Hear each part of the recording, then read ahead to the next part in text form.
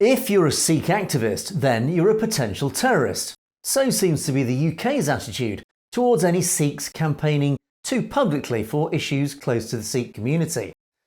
Could Prime Minister Rishi Sunak's growing relationship with Narendra Modi be anything to do with this?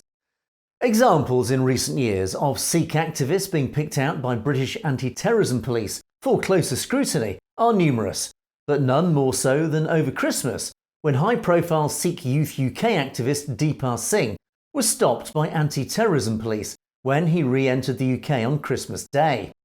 After landing at London Gatwick, 10 police officers escorted Singh from the aeroplane, whereafter he was served a notice of detention under Schedule 7 of the Terrorism Act 2000. This powerful notice allowed the police to detain him for 6 hours, interrogate him, and confiscate any electronic device he was carrying. The notice also forced Singh to reveal his password and PIN codes to access his devices. Any refusal would mean Singh could face criminal charges. Singh was then interrogated over his activism relating to the long-incarcerated campaigner Jagtar Singh Johal, the deaths of Nijar and Kandar, and the collusion between India and the UK governments.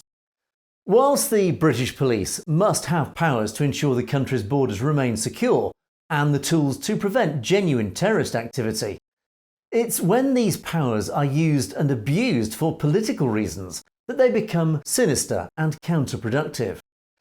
It has become well known that since becoming Prime Minister of India, Narendra Modi has been pushing a fiercely pro-Hindu agenda at the expense of India's minorities, and this agenda has extended into the diaspora.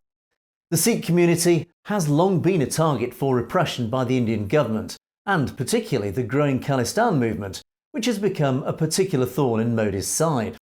Modi has responded with a ruthless disregard for normal democratic process, and labelled any campaigners for an independent Sikh state as a terrorist. This cynical tactic has allowed him to leverage draconian anti-terror laws to detain genuine political campaigners indefinitely. But it has also allowed him to lean on the international community, particularly Western nations, with deep anti-terrorism philosophies to pressure them to use their own anti-terrorism mechanisms to clamp down on Sikhs throughout the diaspora, whom Modi has labelled as terrorists. With the UK's growing desire to tie up a post-Brexit trade deal with India, and long-established collusion between British police and the Indian government, evidence is mounting that Sunak's government is simply now doing Modi's dirty work for him as the price to pay for a deal. You've been watching Satluj TV News. Don't forget to click on that subscribe button to make sure you get to see stories as they're broadcast. And of course, if you have any comments or opinions on any of our news stories, you can comment below. Or why not drop us a direct message at message@satlujtv.com. We would love to hear from you. In the meantime, thanks for watching. For Satluj TV News, I'm Angus Scott in London.